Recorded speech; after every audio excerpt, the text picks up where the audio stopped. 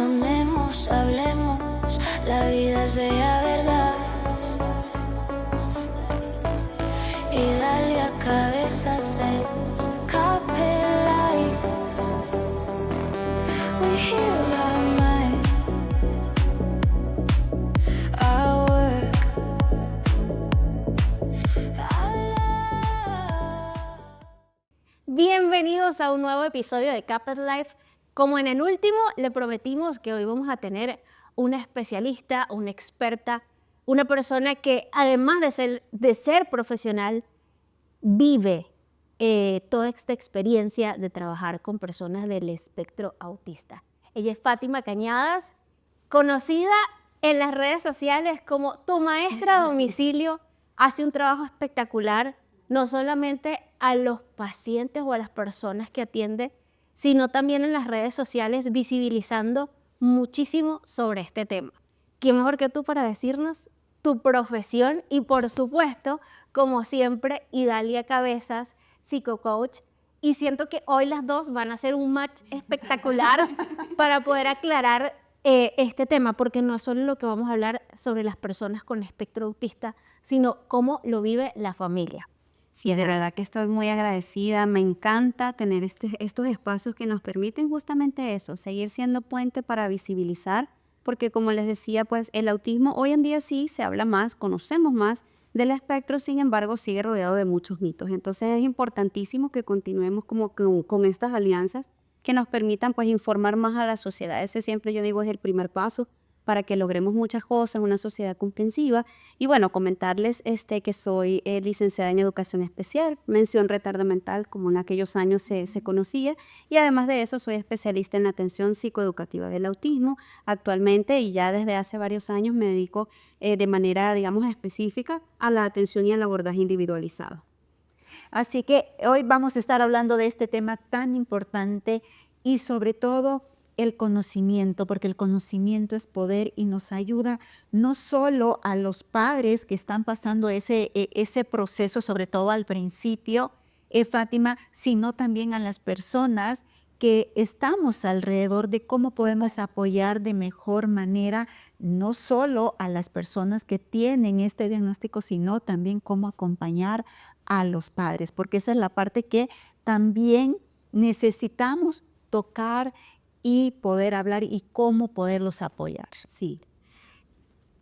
¿Qué define o qué es, mejor dicho, el espectro autista? Sí, actualmente digamos que el diagnóstico se centra en lo que se conoce como trastorno del espectro autista. Cada una de estas palabras tiene como su significado. A mí me gusta hacerlo de una manera más amena, más comprensiva justamente para la sociedad, y pues básicamente es un trastorno del neurodesarrollo en el que pues áreas como tal del mismo desarrollo se van a ver, digamos, en algunos casos con algunos desafíos, en otras no, y por eso también dentro del autismo aparece pues, lo que conocemos como un desarrollo difásico, es decir, un desarrollo desordenado. Hay áreas donde tienen grandes habilidades, un gran potencial, y hay otras que están relacionadas incluso a la vida diaria que de pronto pueden representar un gran reto, perdón. Entonces, básicamente es que el cerebro de las personas que están dentro del espectro funciona diferente en cada una de las áreas, a nivel emocional, a nivel de lenguaje, a nivel de interacción, motricidad fina, gruesa, entre muchas otras cosas. ¿Por qué se conoce o por qué se define, mejor dicho, como un trastorno? Justamente por lo que explicaba, que aparece pues a lo largo de la vida como este desarrollo desordenado, por decirlo de una forma pues como más cercana a quienes nos miran y nos escuchan. Es un espectro y aquí sí es un punto central e importante porque no existe ningún perfil igual a otro. Sí conocemos de características puntuales, de ciertos patrones, pero en ningún caso va a ser igual.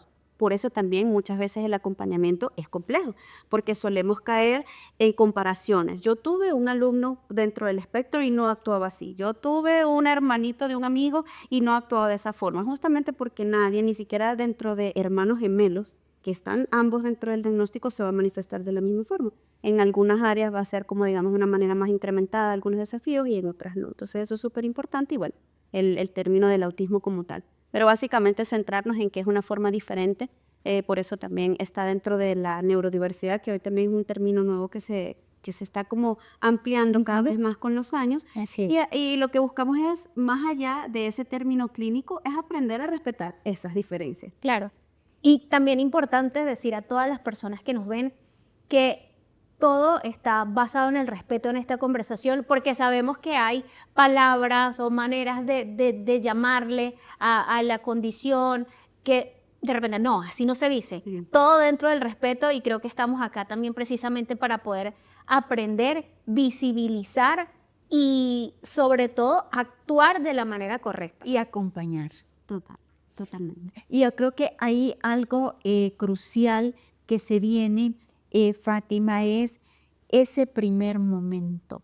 Como los padres, porque tú hablabas de algo bien importante, es tan único y cada persona, cada niño, cada adolescente o incluso adulto lo va a vivir de manera tan diferente. Sin embargo, cómo los padres pueden empezar a detectar o poner atención, porque de repente a veces hay un gusanito, como decimos, es de curiosidad en nosotros los papás, en que yo lo noto diferente. Si bien es cierto, cada niño, cada niña es diferente, pero hay algo que me llama la atención. ¿Cuáles serían algunas características que nos permitan, no para etiquetar, ojo, que los diagnósticos, y esto creo que es clave, no son para etiquetar, sino para poder acompañar de mejor manera a las personas y a las familias? Sí, acá pues es importante mencionar aquellas características que conocemos, digamos, de manera más común, entre comillas, empezando, por ejemplo, con los desafíos que pueden existir a nivel de contacto visual. Muchos de los reportes pues nos dicen que los niños en tempranas edades no realizan este contacto visual o se les dificulta mantenerlo durante varios minutos o pues simplemente es escaso o es muy robótico, es decir, se nota como forzado, no es espontáneo, no es natural. Otra de las características que podemos observar en algunos niños es, por ejemplo, que en lugar de desarrollar un juego simbólico, un juego con propósito, alinean los juguetes o apilan o siempre hacen como un patrón de juego muy repetitivo. O sea, si bien es cierto, esto forma parte también del desarrollo de los niños, o sea, jugar como con patrones, también sabemos que en el autismo se ve como con una frecuencia muy elevada, por decirlo de alguna manera, que esa es siempre la forma de jugar, o centrarse en detalles, en un carrito, en lugar de rodarlo o imaginar que están en una carretera, solo ruedan la llantita, y ruedan y ruedan y ruedan y se centran mucho en este tipo de detalles. Eso también es importante. En algunos casos podemos ver como los dos polos opuestos. Niños que sí disfrutan de la interacción social, Sí. pero lo hacen de una manera, entre comillas, brusca, porque aún no han adquirido las herramientas, las habilidades, entonces de pronto no tienen como esta guía natural y espontánea para socializar, pero sí tienen la intención. Y tenemos el lado opuesto, niños que sí pueden llegar a aislarse, que tienen preferencias a actividades solitarias. Es importante también entender que las características no las podemos generalizar. Lo que podemos observar en un chiquitito puede ser que en otro no y que lo domine súper bien. A nivel de lenguaje también es importantísimo porque puede aparecer en algunos casos lo que se conoce como la ecolalia. Y esto es la repetición de palabras, puede ser de manera inmediata o de manera tardía. Todo eso que ellos memorizan, que forma parte de sus intereses, podemos escuchar, por ejemplo, a través de canciones, a través de diálogos de películas, que de hecho aquí también se relaciona con la buena memoria que suelen tener. Y esto hay que ponerle atención cuando realmente ese lenguaje que tienen no está siendo funcional, no está siendo para comunicar algo a mamá, a papá, sino que estoy repitiendo porque es algo que me gusta, o también cuando la repetición es inmediata, suele estar relacionado a que no hay una buena comprensión. Entonces, si me preguntaste algo y no te entendí, lo que voy a hacer es como responder. Entonces, son amplias las características en realidad. Ok, y ahora, cuando esta condición es detectada, entran siempre los papás, entra siempre la familia. Y Dalia, ¿cómo entra acá el hecho de que también es un cambio Sí. que bien viene de los niños, los padres también van a tenerlo? Ya. Abuelos, primos, hermanos. ¿Cómo entran estos cambios aquí? Porque también hay un aspecto emocional que va a acompañarlos a todos ellos. Sí, y hay que entender que es como pasar un duelo de expectativas Estoy hablando recién dado el diagnóstico, porque Claro. después con personas que son expertas, así como Fátima, también van a ir aprendiendo herramientas, pero estoy hablando de ese primer momento, es toda aquella expectativa de lo que yo podía pensar para el futuro de mi hijo, se viene mucha culpa, de repente habré hecho algo malo yo, quizás si no hubiera hecho tal cosa, entonces puede venir culpa, puede venir muchos temores, el hecho de ¿y qué va a pasar de él cuando yo no esté? Es decir, va a venir una serie de situaciones emocionales porque también el hecho de, aunque yo ya venía detectando o yo ya venía viviendo ciertos comportamientos que también requieren, si ya del hecho de ser papá y mamá hay un adicional en el cual cómo estoy yo reaccionando ante mi hijo o mi hija, y entonces vienen toda la parte de la culpa de mis reacciones y de cómo puedo responder de mejor manera y entender que va a ser como un proceso también de un duelo que va a ir solventando poco a poco. Por eso es importante el buen acompañamiento de profesionales, así como Fátima, que nos vayan guiando en ese proceso, porque no solo es la atención al niño o a la niña, sino a los familiares, y no solo a educar a papá y mamá, sino a lo que es su entorno familiar. Y eso es un proceso, y tener esa paciencia y ese amor también que le damos a nuestros hijos para con nosotros en ese caminar. Sí. ¿Qué importancia tiene la atención de los papás? Bien entre profesionales como tú, que están atendiendo, digamos, a la persona que se le detecta el espectro autista. Pero no sé si tu trabajo también en algún momento entran con los papás, o si tú recomiendas también que los papás deben tener atención. Sí, acá es importante mencionar varios aspectos. En primer lugar, el autismo se aborda con un equipo multidisciplinario, porque no son desafíos que aparecen en una, como les decía, en una sola área como tal del desarrollo. Entonces, acá el rol del psicólogo realmente es fundamental y tenemos que trabajar siempre en equipo, siempre pues hacia esa misma visión, hacia ese mismo propósito. Y de hecho me encanta que estemos abordando este tema, porque cuando hablamos de autismo siempre nos centramos en el niño, en ese primer momento, en que cuáles son los profesionales que tienen que apoyarlo, cuáles son las áreas donde hay desafíos, pero se deja a un lado, y es una realidad, a la familia. Y muchas veces la misma familia se dejan ellos mismos a un lado por desconocimiento, por desinformación, y porque nos estamos centrando en lo que nos preocupa en ese momento. Y ¿sabes qué, Fátima? Hablando de eso, los hermanos que les toca vivir y de repente ver que a mi hermano o a mi hermana le tienen que tener más cuidado, yo me tengo que adaptar a irme siempre por el camino o a esa rutina porque mi hermano o mi hermana tiene eso. Entonces, de cómo un hermano, de cómo darle el apoyo también. Entender a los hermanos. que ellos no van a recibir la misma atención, que los padres se lo hagan saber, que si los hermanos están un poquito más grandes, también saber que la familia en ciertos momentos se va a abocar a la nueva condición que tenemos como familia. Y yo siento también que esto muchas veces, bueno, no quiero como generalizar, pero muchas veces se recibe literalmente el diagnóstico, te entregan el papel, ahí pues, porque también tenemos que recordar que el autismo pues está en los tres niveles, nivel 1, nivel 2, nivel 3, entonces tú lees diagnóstico de autismo nivel 2, por dar un ejemplo, y nada más. Entonces para la familia que de pronto nunca ni siquiera había escuchado este término, es un golpe emocional muy fuerte. No tienes la información, el neurólogo solo me dijo esto y abajo me pone sugerencias, llévelo a terapia de lenguaje, terapia tal, mételo al kinder y ya. Entonces, claro, llegas a casa y es como, ¿qué voy a hacer? ¿Qué hago? Mis expectativas, como muy bien decía Dalia, es como, el camino no lo tengo claro, hacia dónde voy, con quién empiezo. Por eso yo siento que también a nivel profesional tenemos que ir como mejorando y sumando cuando damos un diagnóstico, al igual que cualquier otro diagnóstico, tenemos que ser muy empáticos, muy comprensivos y brindar esa mano amiga de saberles, de hacerles saber, mejor dicho, a las familias que las cosas van a estar bien, que se siente como una tormenta interminable, pero todo va a estar bien, pero no solamente como esa parte donde, bueno, entregó el diagnóstico y los papás después resolverán. Entonces, Fátima, aquí quizás algo importante.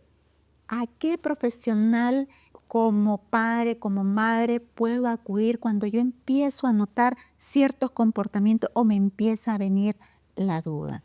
Siempre es importante, si estamos hablando de niños pequeñitos y como mamá, como papá también, estamos observando algo que para nosotros no está dentro de los parámetros, independientemente si son papás primerizos o no, que de pronto pueden tener ya otra referencia, acudan en primer lugar a su pediatra, o sea, a explorar, porque evidentemente es el profesional que tenemos allí de confianza, si considera que estas características, ser muy detallista, o sea, explicar qué es lo que realmente estoy observando en mi chiquitito que de pronto considero que no está dentro de lo esperado para su edad. Si bien sabemos que cada niño lleva su ritmo, hay cosas como mamá que definitivamente nosotros podemos identificar y es importante que pongan al profesional. ¿Qué sucede? Que no siempre los pediatras tienen como la respuesta o de pronto nos dicen cosas como vamos a esperar, está muy chiquitito. Siempre ante eso, cuando ustedes tienen una duda, yo siempre sugiero acudan entonces a una nueva opinión. Ya podemos quizás empezar a hablar de pronto como a un psicólogo que esté dentro de este campo del autismo.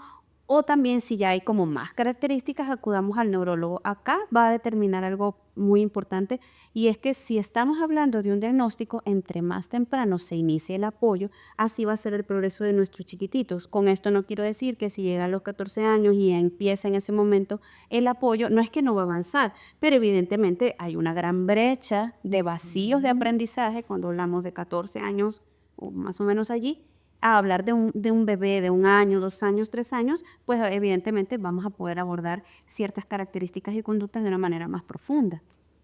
Y de hecho, ahora que tú mencionas a un nuevo profesional, hay personas que dicen, no, el psicólogo, pero no es el psicólogo el que da determina el diagnóstico. Sí, como decía Fátima, es un equipo.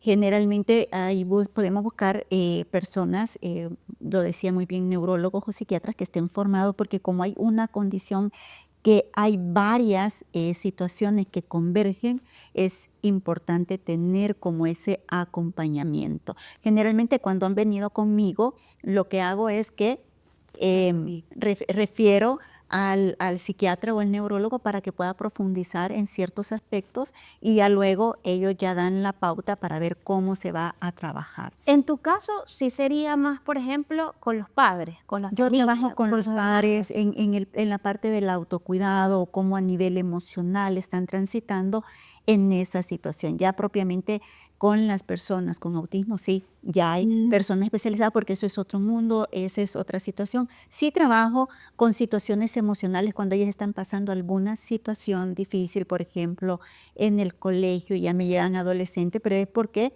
hay una situación emocional que requieren un acompañamiento, ellos lo Claro. piden y en eso, pero mi enfoque es a la parte emocional. Ya la otra parte, pues aquí ya Fátima es la ¿Y experta. cómo lo sobrellevan? ¿Qué recomendaciones das a las personas que están por recibir un diagnóstico o están con la sospecha, que están con esa incertidumbre? ¿Qué recomendación les das para llevar esta etapa? O si ya tienen un diagnóstico, ¿qué pueden hacer? ¿Cómo pueden apoyarse? ¿De quién? ¿De la propia familia?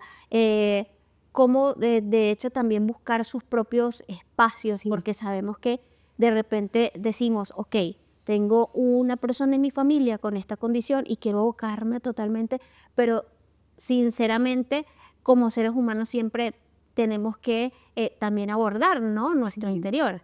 Sí, y una de las cosas es tener ese espacio y ese respiro, porque llegan conmigo para decir, quiero tener un momento de hablar de sus temas, porque no todo el tiempo todo puede girar en torno a la situación o a la condición de mi hijo, porque eso sería cansado y agotador.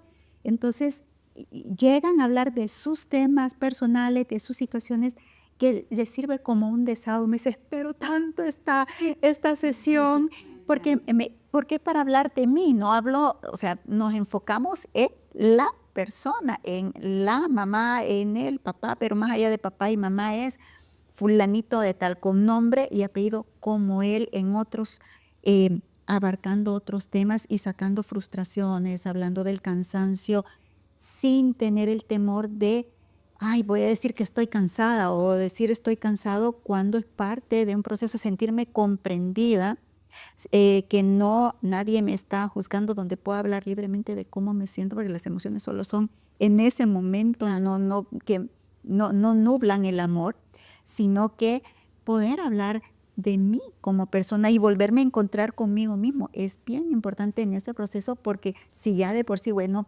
hemos hablado de solo el hecho de ser mamá o papá, no digamos si le sumamos una condición que va a requerir cambios muy, muy específicos, y también, y si hay hijos, si hay otros hijos, es decir, hermano, cómo poder balancear sin descuidar, porque muchas veces a medida que van creciendo, los hijos van resintiendo. Es que tú solo eras con mi hermano o tú solo eras con mi hermana y yo siempre me tengo que adaptar. Yo me tengo que quedar esperando 1 hora para su terapia. Yo me tengo que quedar 1 hora para lo demás. ¿Y yo a qué horas? Entonces yo quedo de último. Entonces trabajar esa parte y darse el espacio donde ellos son personas y poder sacar la parte emocional, ya la parte educativa de qué hacer y cómo enfrentar los diferentes desafíos, pues ahí ya Fátima entra con todos los poderes, como decimos. Y aquí entras tú de nuevo.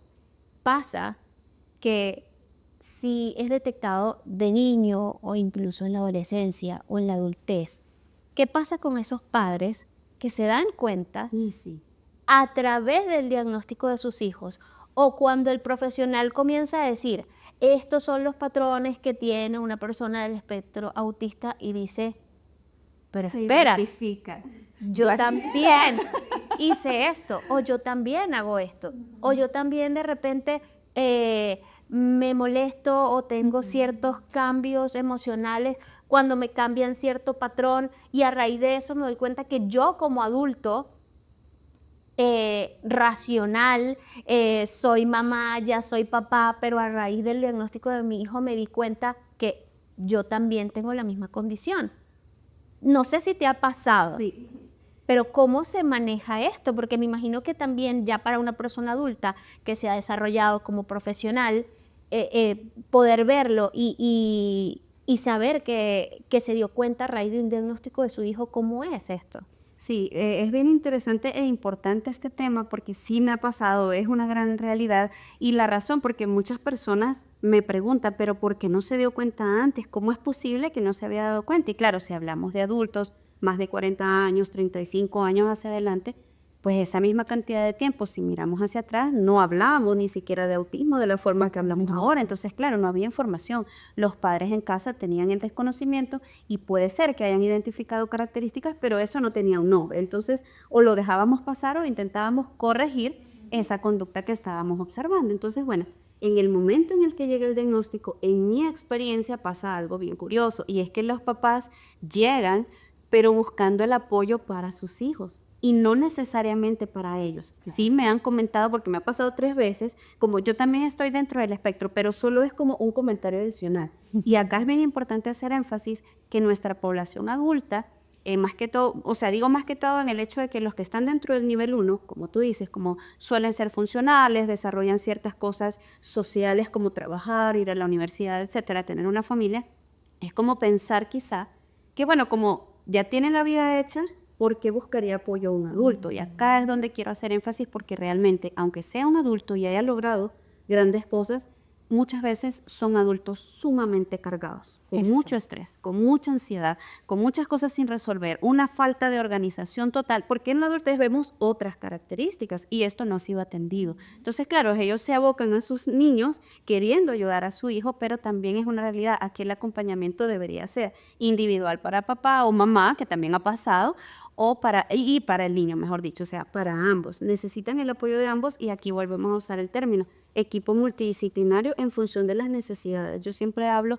de tener una pirámide de prioridades, porque no podemos abarcar todo. Al mismo tiempo. Exacto. Si estoy demasiado cargado, demasiado ansioso, el profesional de pronto ideal, entonces sería un psicólogo. Vamos a buscar terapia psicológica para papá, el adulto, que él lo aborde. Si en el caso de mi chiquitito es a nivel de lenguaje, busquemos un terapeuta de lenguaje. Y así con cada uno de ellos. Pero sí, realmente es una realidad, y siento que hay que darle como más peso a la parte del apoyo en la adultez. Sí, y justamente porque a veces vienen sobrecargados, porque por la misma condición, entonces se vuelve crucial que ellos tengan un espacio y ellos a veces lo piden. Y gracias al proceso con los hijos pueden encontrar ese espacio y decir, puedo atenderme yo Sí. y volverse a encontrar ellos. Entonces eso también es importante. ¿Y cuáles son los retos emocionales que viven los padres cuando el diagnóstico es mayor? Entiendo que hay varios niveles. ¿Cómo sobrellevar eso? Porque van pasando los años y de repente el nivel 3, si no me equivoco, es el mayor. ¿Cómo sobrellevar eso? Porque obviamente cuando queremos ser padres, cuando nos enteramos que vamos a ser papás, tenemos muchas expectativas de nuestros hijos, de querer acompañarlos al béisbol, de jugar muñeca, de imaginarnos a nuestros hijos graduados, un futuro yendo al profesional. colegio con un futuro profesional. ¿Cómo sobrellevar esto? Porque imagino que un diagnóstico cuando es mucho mayor, esa expectativa que tú tienes como papá, como familiar, cambia totalmente e imagino que es una carga emocional. Puede ser desde que o que tengas que verte obligado a borrar ese deseo o simplemente cargar a veces con la culpa. ¿Cómo sobrellevarlo?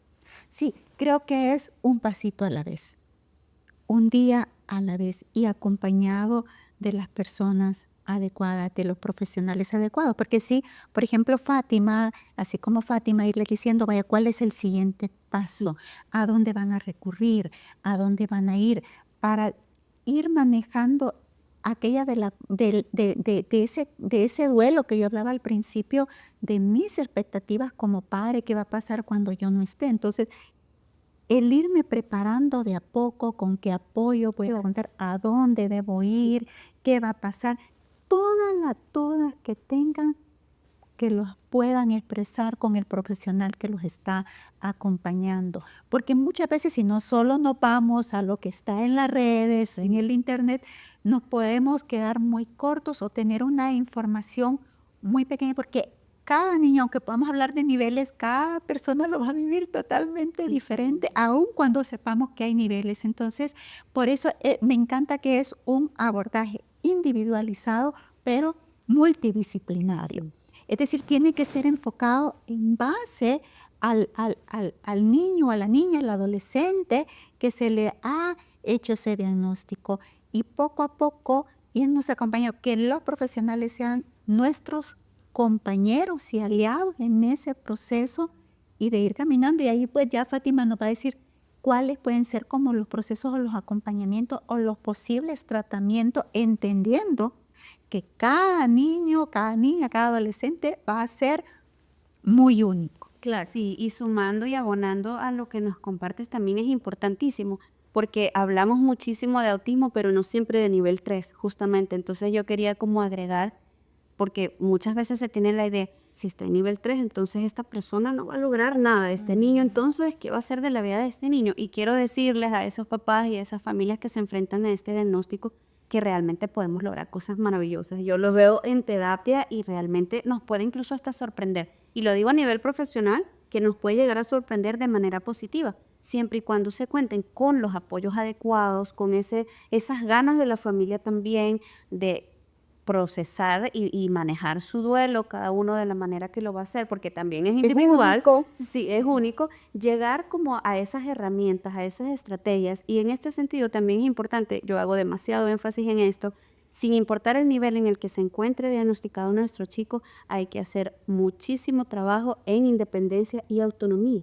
Porque lo que buscamos, sí hablamos de universidad, de trabajo, de cosas como de esos patrones sociales que están establecidos y que son necesarios, pero nuestros chicos, entre más independientes sean, muchísimas cosas van a poder lograr. Entonces el hecho de que esté en nivel 3 no quiere decir que no va a lograr nada. O sea, conozco personas maravillosas dentro de este diagnóstico que incluso tienen emprendimientos. O sea, lo importante es cómo hacer el apoyo adecuado, identificar cuáles son las necesidades, pero también lo importante es cuáles son sus habilidades y sus capacidades, porque eso es lo que tenemos que explotar. Eso sería bien importante. Así es, justamente.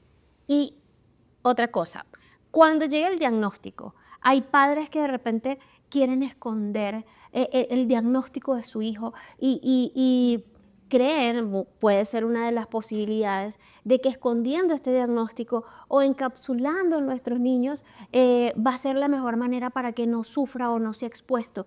Pero muchas veces también, por llamarlo de alguna manera, exposición de que nuestros niños o nuestro familiar tiene esta condición, muchas veces puede más bien fortalecer el círculo, fortalecer los vínculos exteriores. ¿De qué manera, cuál es la manera correcta para que podamos visibilizar que dentro de mi entorno, dentro de mi familia, mi hijo, hermano, o incluso un adulto dentro de la familia lo tiene?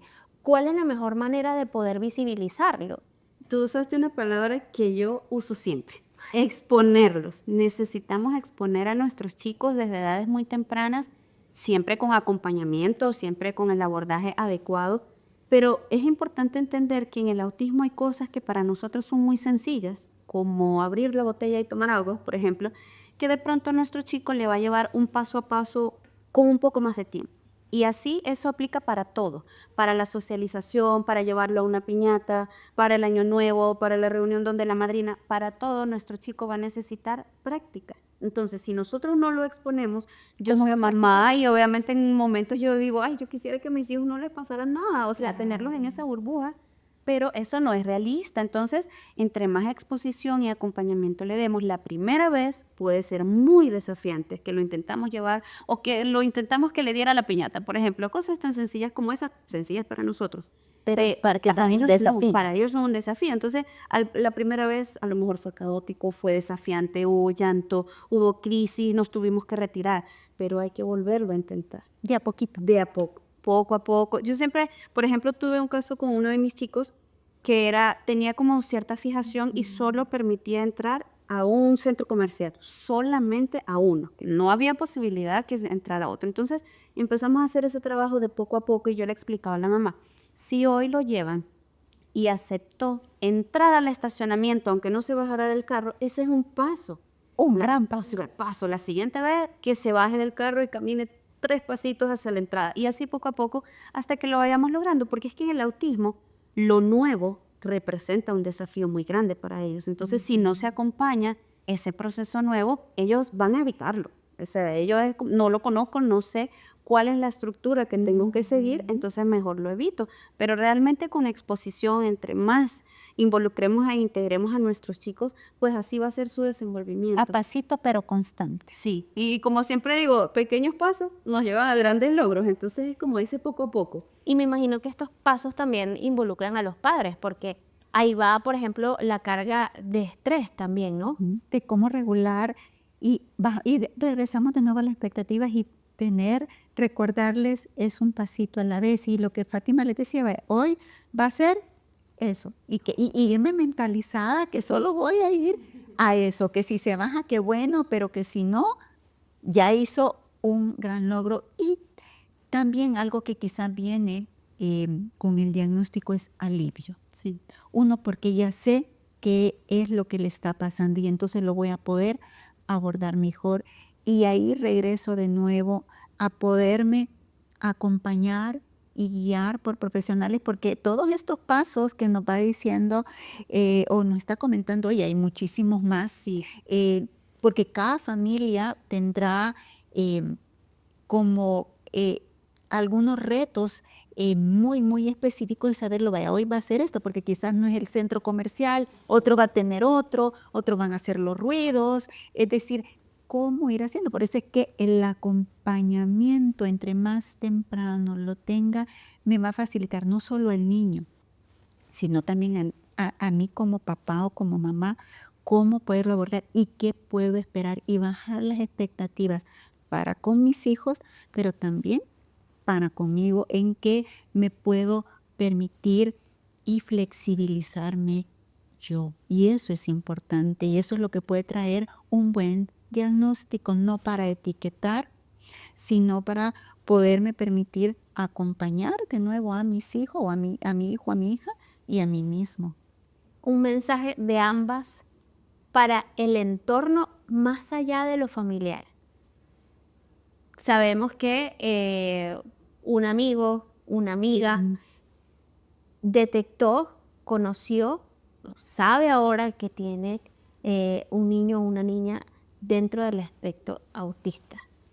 Estábamos acostumbrados a salir con esta pareja de amigos, esta pareja o este amigo, esta amiga, un mensaje para ellos, porque también, así como cambia mamá, papá, así como cambia el entorno familiar, también cambia el entorno de las amistades que van más allá, por ejemplo, de una Navidad, de un encuentro familiar. También ya cambian esos momentos de la cena o el desayuno al que estábamos acostumbrados y saber que de repente mamá, papá no va a poder dejar al niño o a la niña. Un mensaje para ellos, porque sin duda también este es un entorno que va a cambiar a todos, una condición, una nueva vida que va a cambiarnos a todos. Y evidentemente cuando hay cariño por una persona, siempre tenemos que abocarnos todos a que se vaya mejor, a ser mejores personas. Un mensaje para esas personas. Sí, bueno, voy a tomar una frase que es que el autismo es un tema para todos. Siempre les digo, no esperemos a que nos toque la puerta, no esperemos a tener como esa cercanía que de pronto, es que mi amigo tuvo como a ese hijo dentro del espectro. Siempre tratemos porque siempre les digo, no es que nos vamos a volver especialistas todos dentro de este tema, pero hacerlo desde una mirada comprensiva. Compasiva. Exacto. Lo más complejo para las familias es salir a una sociedad que te señala, que te juzga y que no te entiende. Esto va de la mano de la desinformación, de no entender las conductas que para mí no están bien. Entonces, tratar de ser más comprensivos si estoy dentro del entorno, atrevernos a preguntar, pero desde esa parte empática. ¿Cómo te puedo ayudar? Si mamá te dice en este momento... ¿Cuál es la manera correcta de tratar? En ese sentido, ¿cómo tratamos a nuestros chicos dentro del espectro? Tenemos que también hacer como ese punto y aparte de que tenemos que tratarlo igual, como a todos, con algunos ajustes. Así. De pronto con algunas situaciones que van a ser diferentes, pero no tener como ese temor de, ¿y será que lo toco o no lo toco? O sea, hay ciertas cosas que podemos ir aprendiendo juntos en este camino y esa es la intención. Sí, y creo que algo importante es no tener miedo a llamar lo que es, porque a veces eso solo nos carga más y al contrario, a veces al hablar abiertamente de los temas, de las situaciones, también nos permiten acercarnos con las personas que están a nuestro entorno y decirle cómo nos pueden ayudar de mejor manera, porque de repente las personas no saben, Fátima, pero yo les puedo decir, ¿saben qué pueden esperar? ¿Cómo nos pueden ayudar? Claro, estoy hablando que son personas que son amigos, que son cercanos y que van a estar prestos para escuchar. Y yo también, como si yo tengo amigos que viven en esa situación, preguntar qué podemos hacer por ti. ¿Hay algo en que pueda hacer en mi casa para recibirlos? ¿De qué debo de tener cuidado al principio? ¿Cómo va a ser esa exposición poco a poco? ¿Qué le puedo ir haciendo? Por eso es que me encanta que tengamos estos espacios, Josmari, donde podamos ir llevando esas cápsulas de conocimiento. Bueno, vamos a darlo todo en una sola, porque son temas bastante extensos, pero que poco a poco nos vayamos informando y sobre todo educando y actuando desde el amor y la compasión para con nosotros mismos y para con los demás. Así que mamá, papá, familia, no están solos cuando llega un diagnóstico como este.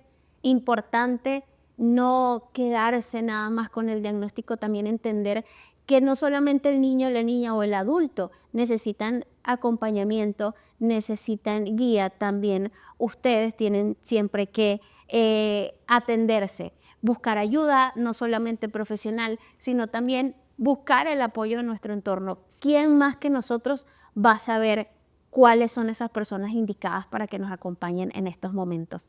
Muchísimas gracias. No, de verdad que agradecida por este espacio. Sé que hay muchas cosas más que pronto espero poder como compartirles, pero realmente este espacio ha sido maravilloso. Sigamos sumando y de verdad que estoy muy, muy agradecida. Así que muchísimas gracias y nos vemos en el siguiente episodio. Bendiciones. Chao.